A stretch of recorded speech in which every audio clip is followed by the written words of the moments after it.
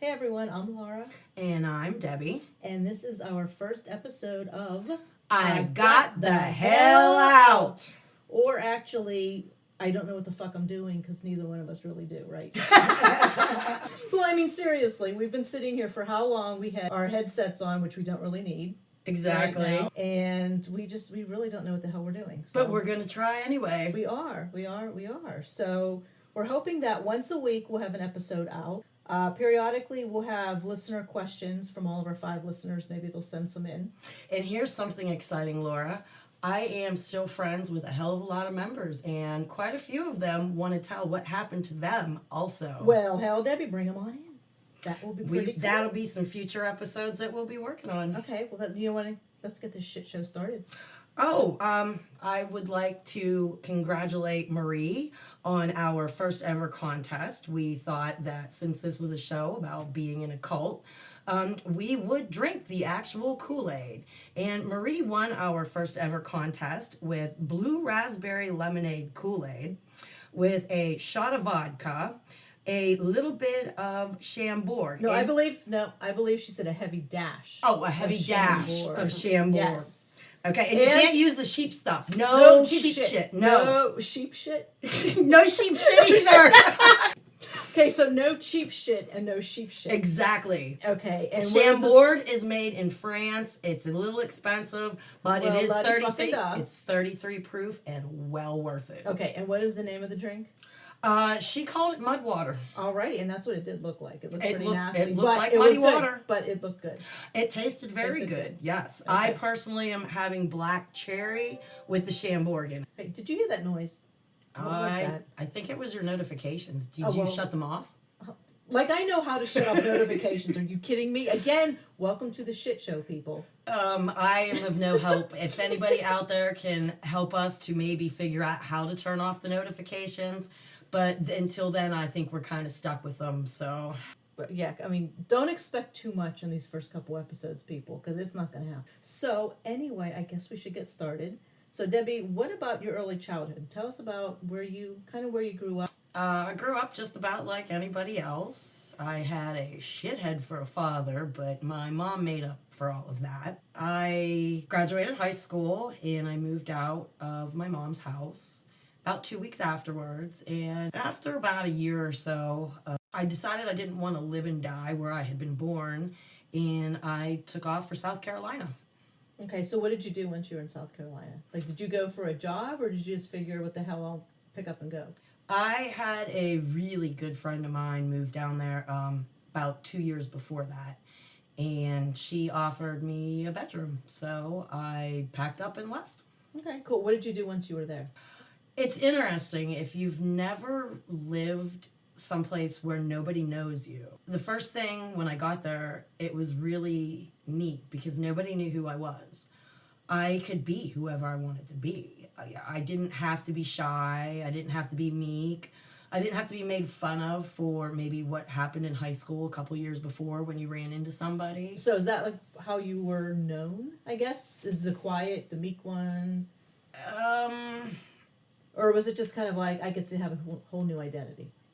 You could finally be, I could finally be who I wanted to be without feeling like the people who actually knew me were criticizing me, or, I don't even know how to put it. You just make yourself into the person you've always wanted to be without the society that's always known you, pushing your past mistakes on you. Okay. Or perceptions of you, or people talking behind your back about something you may have done, because nobody knows you. Right, so like a fresh start. It's a brand new fresh start, and it is one of the most refreshing things I have ever done. Okay, so you're there. Did you say South? South Carolina. South Carolina. Okay, so you're there. You're just doing your thing. So then what happens? I ended up meeting the man that was going to be my husband. The man of your dreams. The man of my dreams. And in the later, it became the man of my nightmares. Oh, we all got one of them, let me tell you. Or a couple of them. We were together for a while. Enough that we had decided that we had wanted to stay together. And we had 4 payments on a house that we had made. We both worked for ourselves. We were doing very well in life. I had a roach coach. What the hell is a roach coach? That's where you drive up to construction sites and other places of business. And get rid of roaches? No, you sell food. Jesus Christ. Okay, so food and roaches. No are the same roaches. sentence. They're just Okay. they were just called roach coaches. Okay. By people in the industry of the construction and everything else. Okay, so all right. And what did your husband to be do? He was in the construction business itself. Okay. Okay. So you guys met, you have a house together, or you're getting a house together. We made 4 payments on that. Okay. So then where does the cult come into this? Well, he grew up in the Worldwide Church of God with Armstrong as the leader. Okay, wait, back up. What is that kind of? Whatever you're comfortable sharing with that. What is that? I've never heard The of that Worldwide Church of God is a large-scale cult Okay. run by Herbert Armstrong. Wikipedia people if you're interested. And he really grew up hating his father because the Sabbath was on a Saturday.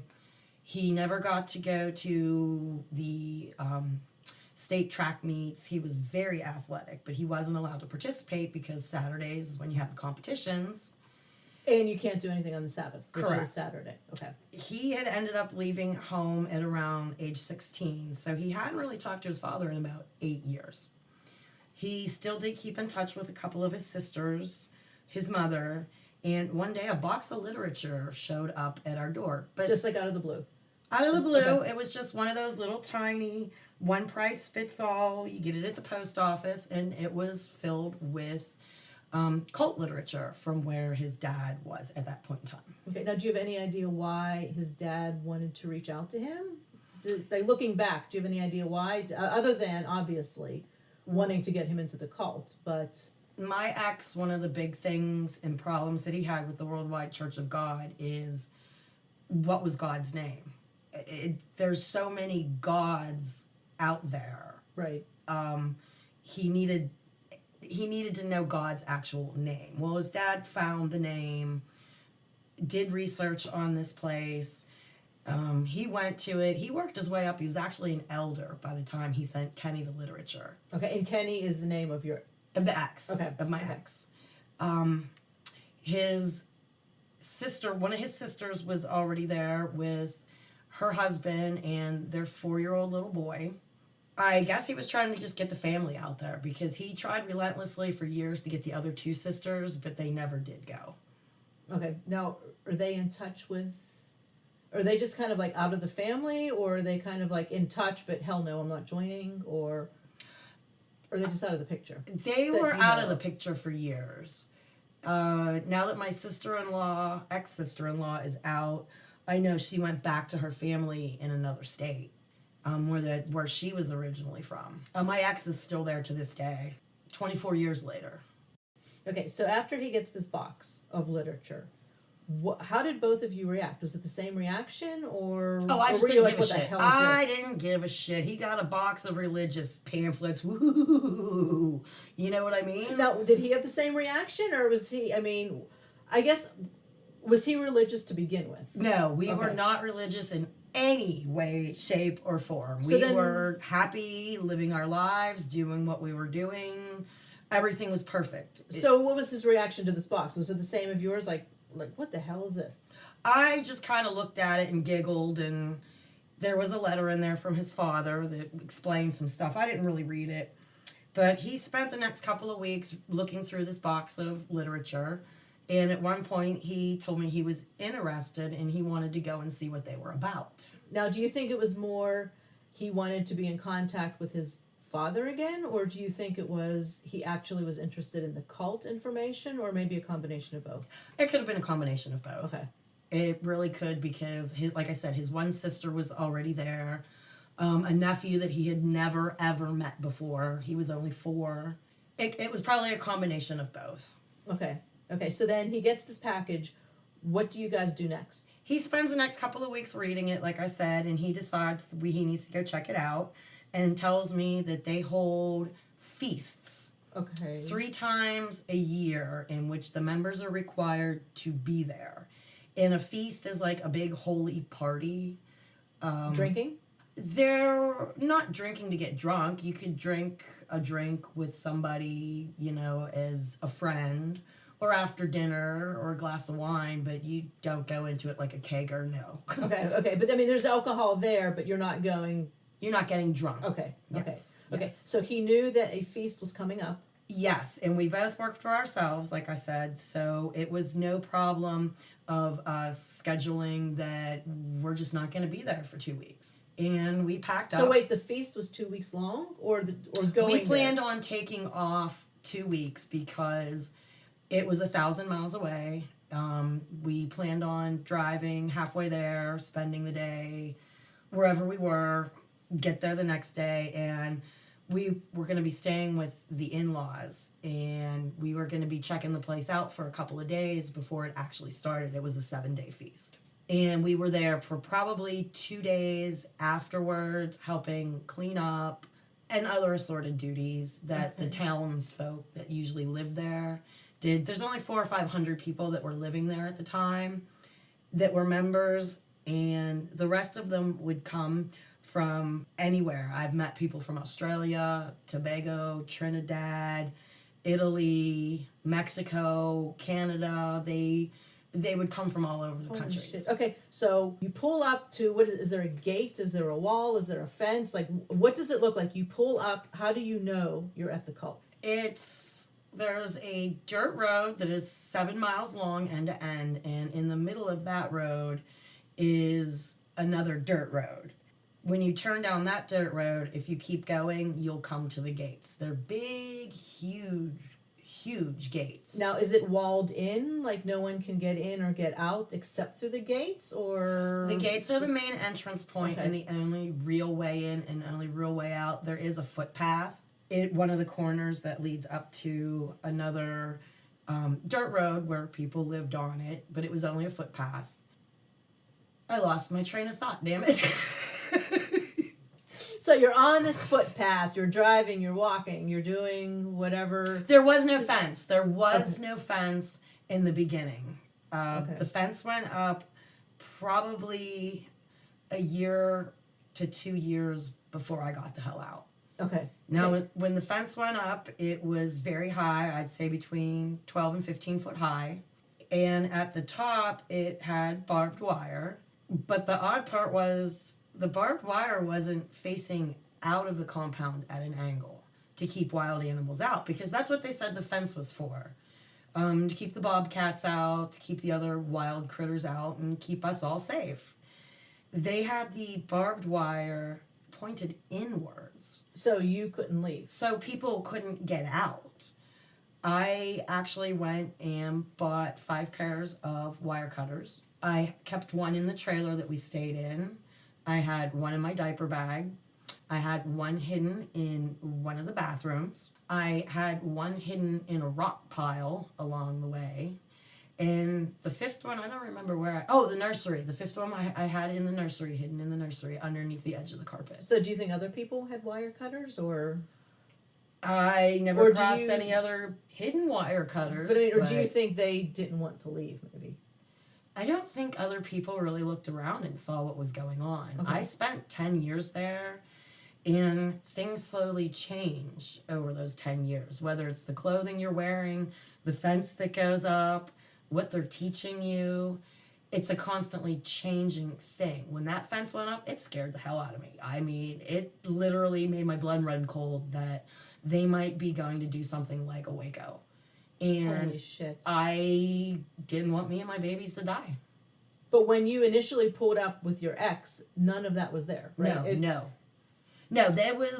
it was normal. It's like, imagine going to a campground, except instead of the focus being a beautiful lake and water activities, you're at this campground and everything is around religious activities. Oh, that sounds like fun. And I tried to make it fun. I really did. I pulled a lot of pranks. I did a lot of mischievous bad things I wasn't supposed to do. Oh, which we'll get into later.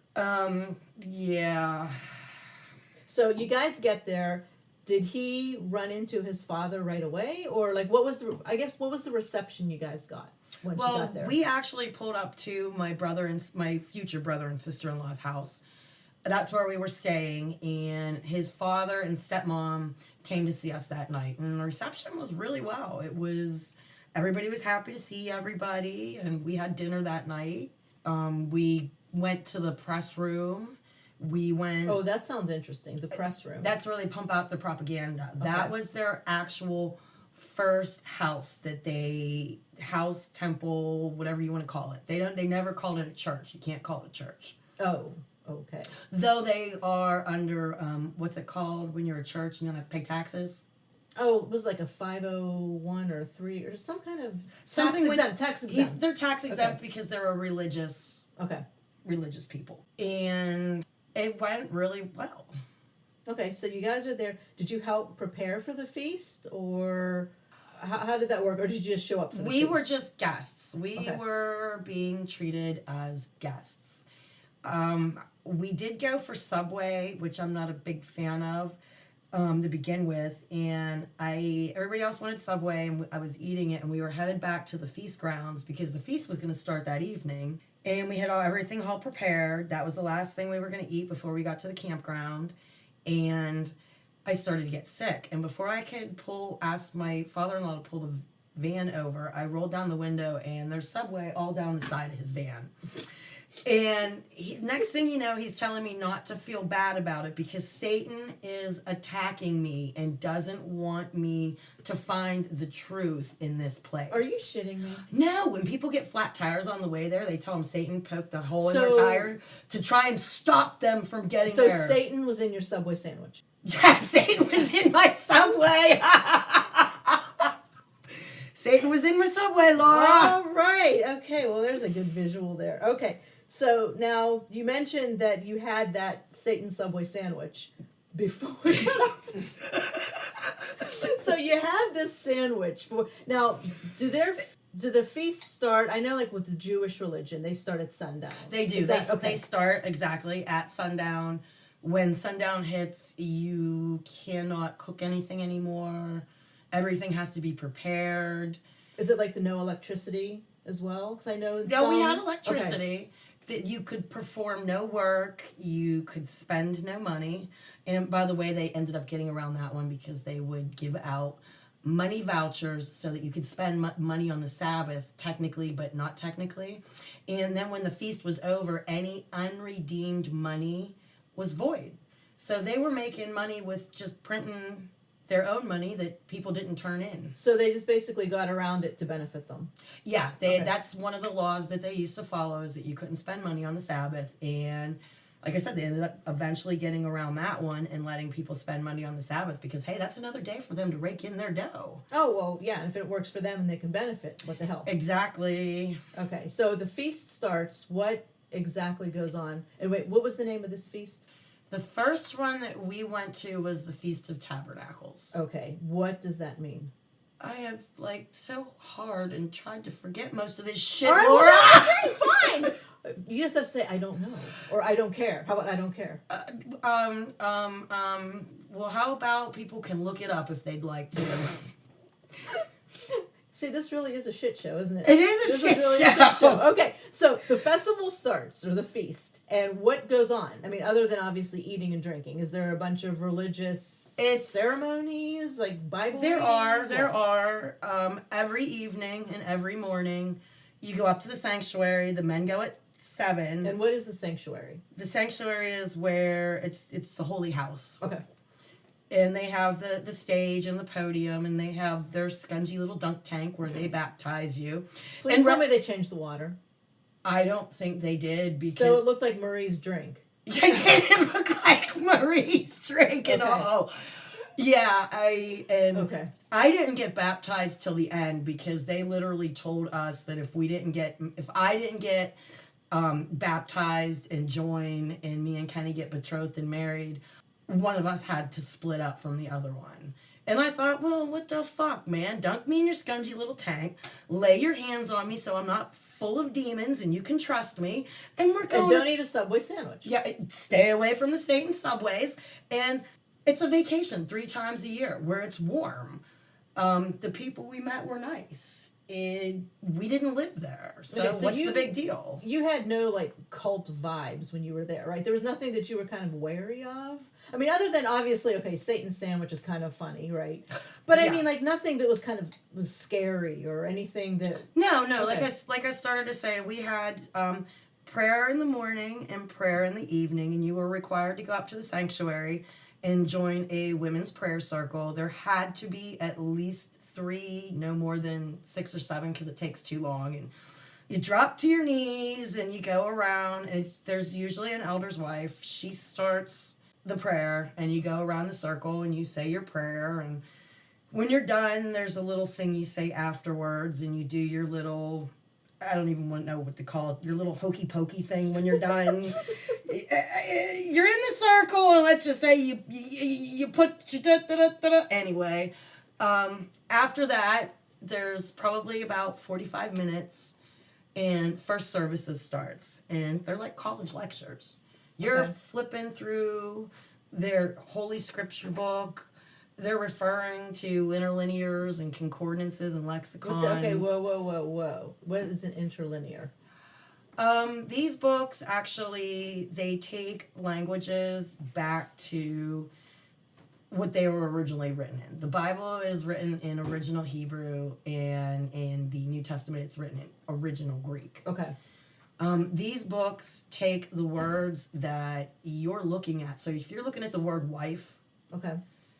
if you actually look back in one of these books, that word might actually translate wives, plural. Okay. But so because our modern society does not approve of that, they have taken liberties. If you look at any Bible, pick it up, it says that it's the Holy Bible and that it's been revised. Oh, well, right. I mean, I know I grew up Catholic, and I know a lot of the Christian denominations, they will have various interpretations of a Bible verse. Yes. And usually it's to benefit them. Yes. Which, whatever denomination it is, it's kind of like, okay, well, we're going to tweak this and use this to our benefit, to our advantage. I wish I had my original scripture book. My ex-husband gifted me the one that I have now. And the other one was 8 years of notes in it. And sometimes they would hand you a little sticker on your way into services because, oh my, we've been translating this wrong. And during the service, you would turn to a certain scripture and you would paste in the corrections that they wanted in your book. So how did they know that there was a correction? I mean, did someone have a dream one night? The and, elders study God came to- relentlessly. They're studying. That's What a crock of shit. well, no shit, Sherlock. But I mean, they didn't say that, like, oh, God came to me in a dream and said that, verse 34, it really means. No. So there was no explanation. It was kind of like, here's your sticker, slap it in your Bible, and this is now what it means. Scripture book, Laura, keep up. Oh, my bad. Sorry. So put this sticker in your scripture book, Yes. and now this is what the verse means. Yes. Pretty much? Yes, Okay. because one of the words was changed over the years to benefit evil man, and now we're back to what it really means, what it really says. Okay. So now you're at the feast for, how many days was it again? Was the feast a week? It was 7 days, days, start to okay. finish. We did spend an additional 2 days, like I said, helping to clean up and put things back into normally. And what did you think? Like, after the feast was over, were you like, what was your thought about it? Like, you wanted to go back for another one, or Well, did like you really I not said, the think people about it? weren't that bad. There was one bitch I really hated there.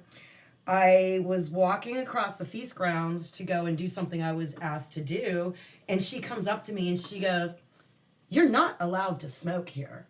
And I went, "Well, the feast is over."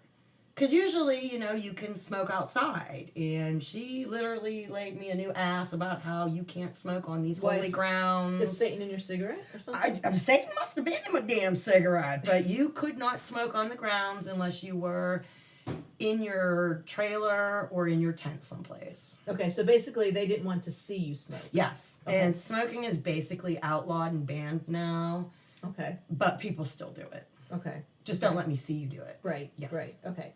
So you helped clean up after the feast, and how did you leave it with your ex's dad and with all of the other people you met? Was it kind of like, hey, we'll be back, or how did you leave it? We did. We were planning on coming back to the next one. Back in 1993, the lower class people, not the And elders' wives. what is lower class in the cult? The normal people. Okay. Just the normal everyday member. They were all so very nice, so very accommodating. It was like going to a big family reunion that you're an orphan and suddenly found out I have thousands of relatives and they're there with open arms and come eat with us and what are you doing later? Now, do you think they had any clue they were in a cult, or do you think they were just kind of like, you were like, hey, this is fun? Or I think maybe a mixture of both. Okay. There's a lot of people that are born there. They know nothing but that life. Okay. There's some that I know of because it's been so long, they've never really been out in the public. And it's usually the girls that are born there that don't ever see public. Damn. Well, no shit, damn. So, I mean, so they never go outside that wall or that fence? Is that what you mean? Or Not everybody lives on the compound. We had our own 2 acres about 8 miles away. We were considered wealthy. So that you're not all confined. Say, like, you know, when people think Waco or something, they think everyone's in the fence, everyone is contained. No. So you were not necessarily contained, but yet you were part of the cult. Yes, the only time we were all contained and together was during the actual feasts. Okay. Where everybody traveled from everywhere else. And at the greatest point, I think they said that we were just shy of 2,600 people that year. And that was at the peak when it was all about peace, love, and get your shit together. Okay. And because the end was coming. Because it was, we forgot to mention, I think, that it was a polygamous Old Testament doomsday cult. Okay. So they were always planning for the end of times, right? The end of the world, yes. The end of the times was coming, and we needed to prepare. Now, did that time ever come and pass? And you're like, what the hell? Many times it did, and they scripturally explained it away. That they gave time, you a sticker to slap in that prayer book Bible, whatever, right? That too. But they tried to explain that time wasn't linear in God's plan. It could start and stop. Oh, so it worked for them, basically. Yeah, because when we joined, there were 3.5 years left. Okay. And after 10 years, I got the hell out. Okay, now when you found out that there were 3.5 years left of civilization, basically, did you believe it, or you're like, yeah, whatever? Pretty much, yeah, whatever. Okay. But we still did buy the nitrogen packed food storage. I probably had 500 to 1,000 of the dipping sauces for chicken nuggets. I figured that could add flavor in anywhere. You know, even if it's noodles, here's a little sweet and sour sauce, kids. Well, and I hate to tell you, after collecting them for about 3 years, I had these 3-gallon square buckets with lids. Wait, did you just like go to a McDonald's and collect sauces or something? Well, we were still allowed to go back to restaurants back then. So you were basically like those old ladies throwing saltines in their purse. I was filling the diaper bag with sauces because I wanted flavor during the apocalypse. Okay, so you and your ex, Kenny, are driving home after this whole week-long event. What are you guys talking about on the way home? There really wasn't a whole lot to talk about. We did pull over at the rest stop and have sex. Okay, that was a little bit too much information, but you weren't allowed to have sex the week you were there? No. Okay, so no sex during the feast? No sex during the feast, and we were in somebody else's dwelling, so that's frowned upon. So unless we wanted to do it in the car, you know, out in the street, it wasn't happening. So what the hell? We're going to go to a rest stop. Well, it had been 2 weeks since we had sex. We were in our early 20s, for crying out loud. Okay, all right, my bad. All right, okay. So after you had sex, then what did you guys talk about? We didn't talk about much because he was tired, as most men are, and just wanted to go to sleep. So he went to sleep, and the speed limit there is 70 miles an hour on the highway. So here I am cruising along, doing about 72 miles an hour. He's over there snoring. I'm in cult clothes. Oh, that was attractive, I bet. It was very attractive. I'll have to show you pictures sometime. Well, we can post them. We can do that too. We can post them. Anyway, we got pulled over, and there were 3 cop cars that pulled us over. I'm trying to smack him going, we're getting pulled over. I'm having flashbacks of the old days of what do I got in the car? What do I got in the car? Meanwhile, I know there's nothing in the car. And they apparently were chasing fugitives in a stolen truck that looked like ours. Oh, nice. Yeah. Yeah, after about the first 3 minutes, they realized, we didn't fit the profiles in any way, shape, or form. Yeah, cult lady didn't fit the... No, I was not 6'3" and of a different ethnicity. Okay. So. Okay, did you guys plan to go back for another feast? Did you... He wanted to go back. I figured we could live our lives, most of the year and just go back 3 times a year. The people were nice enough. And when was the next feast? How long from then was the next feast? That one was later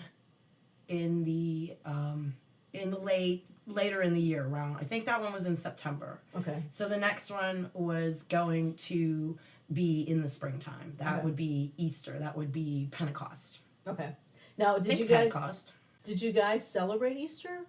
Or? No, we celebrated absolutely no secular holidays in any way, shape, or form. The only thing you celebrated was what was in the scriptures. That meant no birthday parties. That meant you didn't even recognize your own anniversary of when you got married. Nothing except for what was in the scriptures. So did you celebrated Christmas then? No, Christmas isn't in the scriptures. Christmas technically it is. Technically it's not. Jesus was born in a manger, my friend. Honey, the letter J didn't even exist until the 16th century. How could his name have been Jesus, for crying out loud? Hey, I know all about Jesus if you technically think about it. When he was born with the sheep and the shepherds could not have been December. Now, it couldn't have been because right. I've been to Jerusalem to spot the green ears of barley on Mount Zion to set the feast, but that's a whole nother story. Their weather is very much like ours, and they would not have been tending sheep out in fields in December. Right, exactly. That's what I'm saying. There's no way that if you pay attention Christmas is actually in combination with several other old pagan holidays. Most of the customs come from pagan sources, and most people, they don't look this stuff up. They just look at you like you're crazy. Well, I mean, really, if you think about it, all religions are kind of like a cult. Just to a They very much degree. are. Yeah, to different degrees. To different degrees, they are. They tell you what to do, what not to do, Don't how to question do it. Don't question anything. Exactly. Don't question anything. There's abuse and power. A lot of things can be a cult. We should do a show on that sometime. What exactly is a cult? Well, you know what? It's our damn podcast. We can do whatever the hell you want. Pretty much. Like, actually, maybe we should wrap this one up and go down and get more Kool-Aid, because the Kool-Aid is calling and my glass is empty. The Kool-Aid is calling, baby. We'd like to give a shout out to Justin from The Peripheral. He hosted us for our very first interview ever. Yes, so thank you, Justin. And also to Megan and Allie from Can We Cult, who have been helping us out with a lot of technical stuff. And also to Zan, who is doing our website. So he is like the guru behind all of the website stuff. And to Tabrina, who is our local production consultant, who kind of put all of the stuff together for us, because we were just like... We still don't know what we're doing. We still don't know. So no, Tabrina, we need you. I'd also like to wrap this up by dedicating this very first podcast to one of my oldest and best friends. Unfortunately, she was in a very bad situation with her husband, and she did not make it out. She died 2 years ago. She had always wanted to get out of the abusive relationship.